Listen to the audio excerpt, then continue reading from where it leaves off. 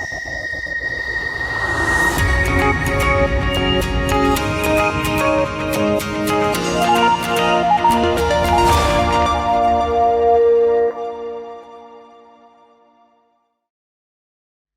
next speaker, ladies and gentlemen, and our first speaker for this afternoon is Nandan Nilekani. Ladies and gentlemen, the co-founder and chairman of Ek Step, which is a not-for-profit effort to create a learner-centric technology-based platform that helps improve basic literacy and numeracy for millions of children. He was most recently the chairman of the Unique Identification Authority of India, UDAI, in the rank of a cabinet minister. He was previously the co-chairman at Infosys Technologies Limited, which he co-founded in the year 1981. The Fortune magazine conferred him with the Asia's Businessman of the Year award in the year 2003. In the year 2005, he received the prestigious Joseph Schumpeter Prize for Innovative Services in Economy, Economic Sciences, and Politics. In the year 2006, he was awarded the Padma Bhushan, and the Times magazine listed him as one of the 100 most influential people in the world in the year 2006 and 2009. The Foreign Policy magazine listed him as one of the top 100 global thinkers in the year 2010. Nandan Nilekani is the author of Imagining India and has also co-authored his second book with Viral Shah, Rebooting India, Realizing a Billion Aspiration. Ladies and gentlemen, please, with a loud, warm round of applause, please welcome on stage Mr. Nilekani. Welcome, sir. Hi. A very, very good afternoon. The stage is yours. Thank you very much.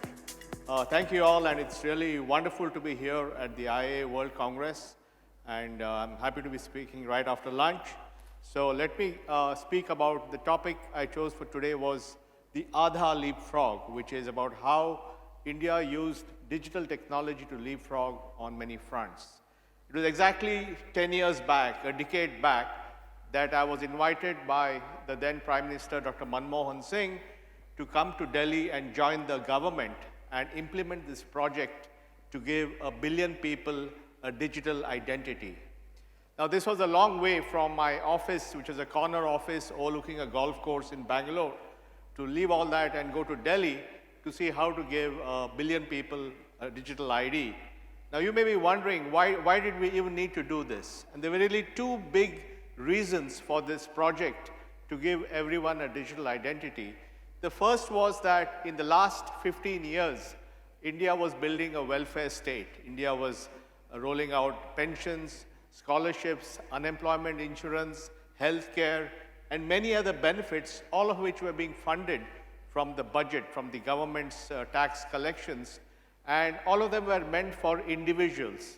And then they began to realize that the underlying way of identifying a person and making sure that he or she was the right beneficiary was actually becoming difficult because people didn't have any form of identification. Now, the reason for this, again, goes back to the fact that in India, our birth registration systems are not really up to par. And in many Indian states, more than 50% of the births the children don't have a birth certificate for a variety of reasons. And therefore, you have lots of people growing up without an identity which they can use. And in the old days, when people lived their entire life in the same village, it probably didn't matter that they didn't have a birth certificate because everybody could, identify them. But in an increasingly mobile world, an increasingly aspirational world where people are leaving the village, coming to the cities, people are moving from north to south, from east to west, being able to prove who you are or having an identity becomes very, very important. So the first reason for this project was if we are going to give billions of dollars of benefits to people, we have to make sure it goes to the right person. So we must have a very unambiguous way of identifying who the person is. So that was the government's desire from the point of view of improving the quality of its distribution of benefits. The second thing was that there were a billion people, many of them without an ID. They were going to be mobile. They were moving into big cities. They wanted to open a bank account, get a mobile connection, get a job, get into the train, catch a flight. How do they prove who they are? So these are the two big reasons for the need to create an identity of this type. And the challenge we had was we had millions of people, maybe hundreds of millions of people, who didn't have any document to say who they were. And we had to make sure that everybody got only one ID in the new system. And that's why it's called a unique ID. But the challenge is, how do you ensure somebody is unique when you don't have a way of proving who they are? And that's why we came to the conclusion that the only way to establish uniqueness was through what's called as biometric deduplication. In other words, everybody has a unique biometric signature, and no two people have the same biometric signature as long as you have enough data points, and therefore you can establish that somebody is unique. And for the purpose of this project, we established uniqueness in three ways. We looked at fingerprints, we looked at the iris of both the eyes, and we had a photograph. And therefore, between these three things, everybody could be unique. And therefore, we made sure that everybody got only one number. Now, the actual technology to do this is incredibly complex.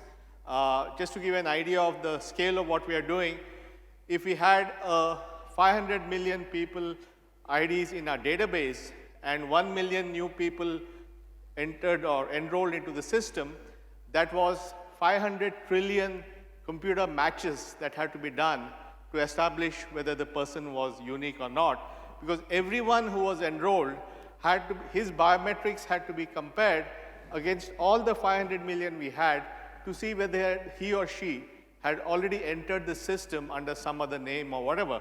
And therefore, it was a very complex system. It had thousands of computer servers at the back and so on. And it was built at that time very differently. It was built in what is now called, now it's well known, which is open source software. It's the same kind of software which powers Google or Facebook. And using open source software, we could build a system for a population scale of 1 billion people. So we also had to build a system where we could enroll a large number of people very quickly. And therefore, our enrollment system was designed for 1.5 million people a day. In other words, 1.5 million people around the country could enroll into the system. And at peak, we had 35,000 enrollment stations where people were enrolling every day. And that's how we were able to reach 600 million people in the first 5 years. And today, the government has 1.2 billion people on this platform. And therefore, it's the world's largest digital ID platform. I had made a commitment when I joined the government that I would be there till we reach 600. We reached 600 in 4.5 years, after which I quit the government, but the project continued. There was a change in government, the project continued, so it kept going forward. Now, why is this so important, and why is it important, and why is it that we can do this in India? First, we have to realize that in some sense, in a country like India, where there's no technology, it's actually an advantage because you can leapfrog. You can straight away go to the latest generation of technology, but you don't have the baggage of older systems. And identity was one clear area where we didn't have any baggage because many people didn't have the proper IDs. And therefore, we were able to straight away leapfrog into this modern system. And when we designed this system, we designed it for multiple purposes. The first, of course, was to make sure that you could identify yourself and to identify yourself online in a digital way on the cloud. And we call that an online authentication. And this system is designed to do billions of, maybe 100 million authentications a day.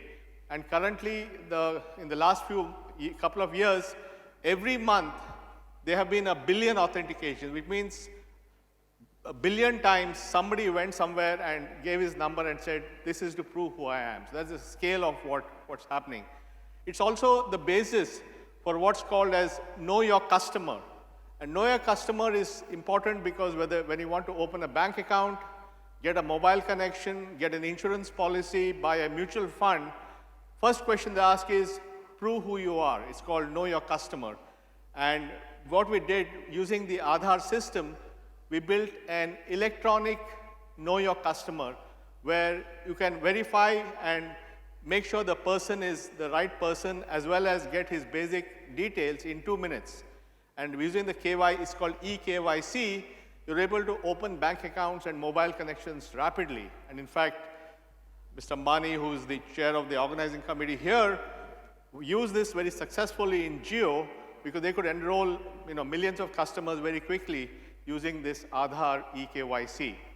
And then we also built a cash transfer system. Again, today the big debate in India and around the world is UBI, Universal Basic Income, direct benefits. How do we make sure that, there's this whole program to give farmers 6,000 rupees a month, 6,000 rupees a year in India, 500 rupees a month. All that requires a very accurate and pilfer-proof way of transferring money into people's bank accounts. So we built that system too, and we connected the ID system to the banking system so that everybody could connect the two things. And today we have about 900 million bank accounts in India which are linked to the ID, about 600 million unique people to the ID. And using this ID linked to a bank account, the government is able to transfer benefits to everybody electronically in near real time. In other words, somebody somewhere in the pension department says, this person is entitled to 1,000 rupees. You just enter the details and the money goes electronically by using the ID goes to the bank account and so on. And because of this system, which again is built on the latest technology, we have got the world's largest cash transfer system in the world, which does billions of transactions since inception. So these are all large-scale, population-scale interventions which have changed the way India works. And this is something which is very, very important. Now, let me, since this is a group of people in the advertising, marketing, and branding business, let me talk about a couple of things. How did we select the name Aadhaar? And this was a very thoughtful choice we had to make. We had to find a word which was ubiquitous, a word which worked in every Indian language, or at least most Indian languages, and a word which conveyed what we wanted to do. And Aadhaar means foundation. And we said that identity is the foundation of life, because unless people can recognize who you are, unless you can prove who you are, you really can't get much done. And therefore, we came up with the concept of Aadhaar as the foundation, and we got this word, and I'm sorry to tell you, we didn't go to any agency for this. We actually got this word because we went around the country explaining this concept, and in one of these conversations with a person somewhere in North India, they said, they used the word Aadhaar, and we said, yes, that's it. Aadhaar is the word to describe what we are doing. Similarly, we had a very good logo. Our logo is now very well known. Again, no agency, I'm sorry again. We had a contest. We had a lot of people across the country submitting, and we selected the best thing. So, we are government. We have to do it cheap. So we had to, so we got both the brand, the name, as well as the logo on the cheap. So I think fundamentally, this was how we set up the whole thing. But we also realized that how do we, our challenge was how do we get 1 billion people to subscribe to this? How do we do that? How do we get 1 billion people to subscribe? But one thing we realized as we did the market research and analyzed the whole thing is that there was a lot of demand for identity. People were saying that they need an ID. And we realized that we really had a product or an offering which could go viral. And that's exactly what happened, because when we started doing the enrollments, and we did them in Jharkhand, in Rajasthan, all over the place, we had queues of people lining up to get the ID. And as somebody in the queue said, when the government is giving something free, why shouldn't you take it? So, the mentality was, okay, you're getting one more thing from the government, you must take it. So I think, in fact, I had a MP staying next to me in Delhi who said, when is my Aadhaar coming? Because he said, I'm getting something, so I better, better to get it. So fundamentally, we found that there was a huge pent-up demand, and we were able to create, we were able to get to this 1 million a day quite easily without really doing a lot of branding or advertising, but just by word of mouth. The other important thing was the way we thought about designing it. very often what happens in many systems, it's not designed from the user perspective. It's designed from the other side, from the producer perspective. But our entire thinking was how to make it simple for the user. And therefore, we kept the enrollment very, very simple. The enrollment could be done in 10 to 15 minutes. It was very simple information. We distributed a kit, a software kit and a hardware kit. So everywhere in the country, the enrollment was done exactly in the same way. So it was standardized through a software kit which could be rolled out by enrollment agencies. And we said, how do we make it convenient so that somebody can enroll anytime, anywhere? Because we had to make sure that we were respectful of people's time and their ability to go somewhere. And this was, so suppose there is somebody from Bihar who's working in Delhi, and the only time that she has to do enrollment is 3 in the afternoon, she should be able to go somewhere and enroll. And the whole thing is flipped around to make it convenient for people to enroll anytime, anywhere. And that's a very important design consideration when you're designing for 1 billion people, that you make it as easy to use. But this actually meant that the back end became very complicated because we made the front end easy. We made the user interface, the user sort of experience very simple, but the back end became incredibly complicated because we were receiving millions of enrollments from across the country, and we had to make sure that they were technologically sorted out so that nobody had a duplicate number. So the key thing we realized in doing all this design is that hide the complexity from the user, but make it very good, make it, you can do all the sophistication inside the system, but make it very simple for the user and use design principles to make life easier. So this became actually a part of a number of things we did later. You could, as I said, now that we are 1.2 billion people, we designed it in a way that many organizations could use it, not just the government, and therefore that's how the banks used it, the mobile companies used it, and this actually became a very big case, as you're aware, in the Indian Supreme Court. So the Indian Supreme Court had a very large series of cases about Aadhaar, whether Indians have the fundamental right to privacy. Then we had a 9-judge bench which said that yes, Indians have a fundamental right to privacy, but the state can constrain that for 4 reasons, for law and order, for national security, the distribution of benefits, and for protection of revenue. And they have to do it through a law, and it should be appropriate and reasonable. And then the Aadhaar case itself was tested against the government's statement on the fundamental right to privacy, and it was upheld about 6 months back. And so that sort of put the case to rest. And this was such an important case that the hearing on the Aadhaar case is the second longest case running in the Indian Supreme Court. In other words, it took so many hearings to get to where we are. But what is happening is that this is now leading to other things. And another big thing that digital leapfrog that India has done is something called UPI, or Unified Payment Interface. That's a payment system developed by India's National Payment Corporation. Again, a very successful payment system, any mobile phone, any bank account to any mobile phone, any bank account. And as you know, that's growing very rapidly. Just last month, the system did about 670 million transactions, should hit 1 billion transactions in about 6 months. And this is also about how to make India more digital in payments, how to reduce the amount of cash in the economy and have more digital payments. But most importantly, also what this ID system is doing is allowing us to create a new paradigm of data. If you think about how data is there in the world, we think there are broadly 4 models of data. The US model has been let the markets flourish, and you're seeing the growth, you know it very well, the rise of digital advertising aggregators which dominate the market. And now there's a lot of concern in the US about fake news, about meddling by foreign powers in elections, about all kinds of things. And so you're seeing some kind of a pushback on this. But fundamentally, the US model on data has been fairly liberal in the way that people can accumulate data.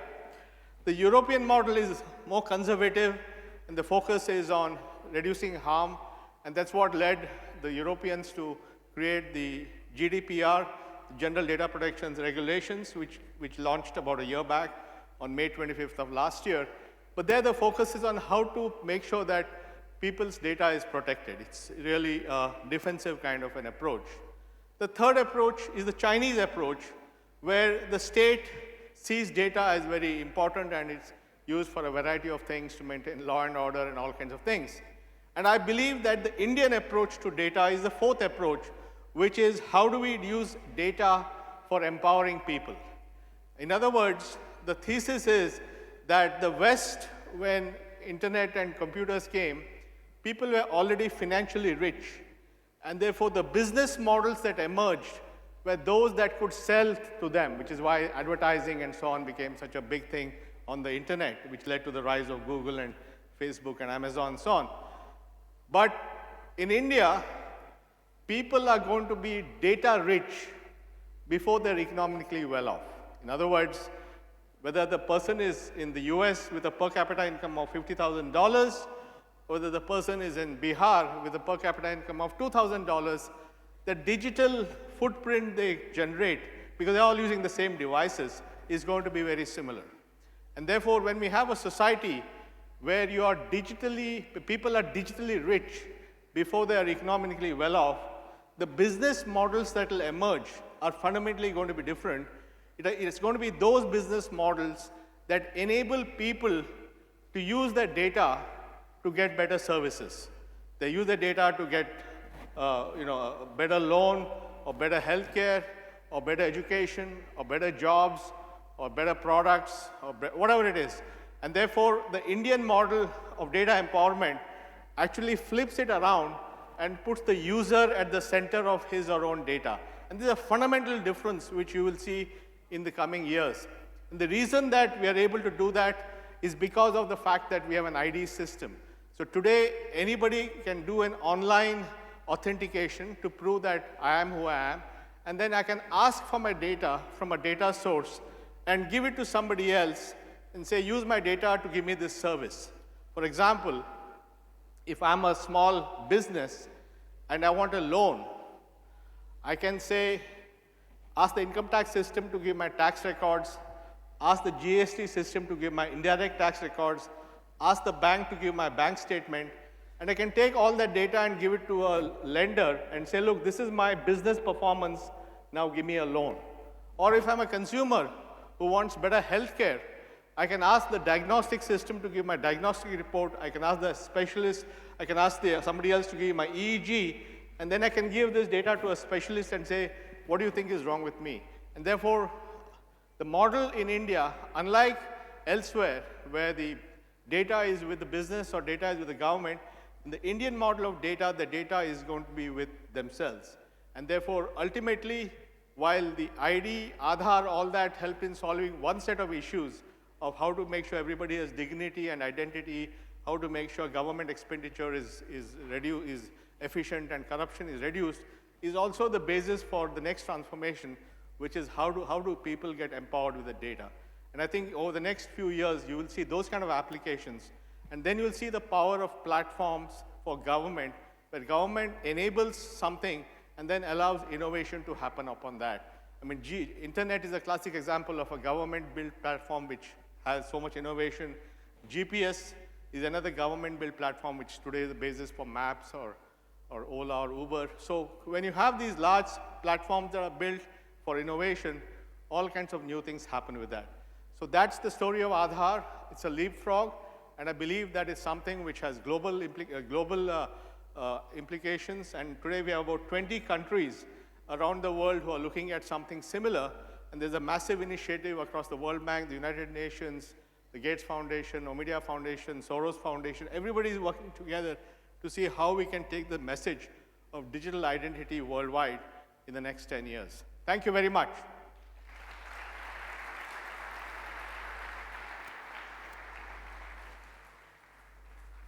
Thank you so much, sir, for highlighting this entire journey of Aadhaar. But before we ask you to take your seat comfortably in the audience, we've got some really interesting questions from the audience, and if I may ask them to you. Sure. So, with 5 likes, how good is the security of digital Aadhaar data and what will we do if it is leaked? So I think this is a very important question, and I think we are all, everybody is involved with the design of the system, is very conscious of the fact that this system has data of 1.2 billion people. The demographic information is pretty standard. It's name, address, date of birth, sex, email ID, and phone number, but the biometric data is particularly sensitive. And therefore, a lot of effort has gone into the design of this so that it's not used for any other purpose except for authentication. And authentication is something available only as a set of standard ways of doing things. And the actual data is kept very much, it's not on the internet, it's kept very far out. And a lot of other... In the cloud. Huh? In the cloud. No, it's not in the cloud, actually. Good one, but it's not in the cloud. So it's somewhere else. Let's say it's deep in some mine or something, yeah. So, so I think the basic system is very safe, but absolutely we cannot be complacent. And I think everybody is focused on making sure that we continue to guard it very, very zealously. But what if it is leaked? But what if it is leaked? No, like I think if, because we can ask. Well, I think, we're assuming it won't be leaked. Okay. We'll believe you. And it's our job to make sure it's not leaked. Okay. Having had the most complex of technologies to implement Aadhaar, okay, this is a very serious question, sir. I think it's even more important than the previous one. Why is the picture on my Aadhaar card not even recognizable by my mother? What's that? What's that? Why is the picture on my Aadhaar card not even recognizable by my mother? Well, actually, the biggest request I get, especially from women, is can I change my photograph on my Aadhaar card? Portrait mode, please. And in fact, you can, by the way, you can go to an enrollment center and update the photograph. You remember that, first of all, I think when we started 10 years back, right, the resolution of cameras was not as good as it is today. And price was a big thing for our enrollment agents and so on. A lot of issues. Plus, these photographs are taken in all kinds of ambient conditions that are not perfect. They're not taken in a studio. They're taken out there, in a field or something. So yes, I think in some cases, but you can do one thing actually. When you enroll, you could have asked Sir, this is not my question. You can go change your photo. But I think people can change their photo, and that's the best way to go forward. Thank you, sir. Why are we using such personal information for private company verification? How much information does a company gain while we share our eKYC? No, that's again a great question. And the question came from the worry that if we allow private companies to use Aadhaar for authentication, and they get the Aadhaar number, and then what happens? So in fact, the design of the Aadhaar system has a very important concept called tokenization. And basically, while you use your Aadhaar number for verification, the private company by law will not be allowed to store the number. They will actually store a garbled version of it. So they actually don't get to store the number. Oh, so like an encrypted version. Yeah, it's tokenized, but yeah. Okay. It's also encrypted. UIDAI has issued the Aadhaar card post due diligence to the public of India. Then why does the government of India mull about implementing NRC in Assam? Rather, they should consider Aadhaar holders as a bona fide Indian. What's your opinion on this? No, I think it's important to realize that when the Aadhaar project was conceived, it was not a citizenship ID. It was just an ID for a resident. So possession of Aadhaar does not mean that you're a citizen or not. And whether you're a citizen or not is a separate process that is done by the Home Ministry of India. So we were very clear that Aadhaar just said that X is X, Kubra is Kubra, that's it. I like the sound of that, Kubra is Kubra. Thank you very, very much for answering our questions. Ladies and gentlemen, I'm going to request Mr. Srinivasan Swamy to kindly come on stage and present a token of appreciation to Mr. Nilekani. Thank you, sir. You've been very gracious to answer our questions. A louder round of applause, ladies and gentlemen, the first afternoon speaker. Thank you, sir. Kubra is Kubra, Swamy sir is Swamy sir.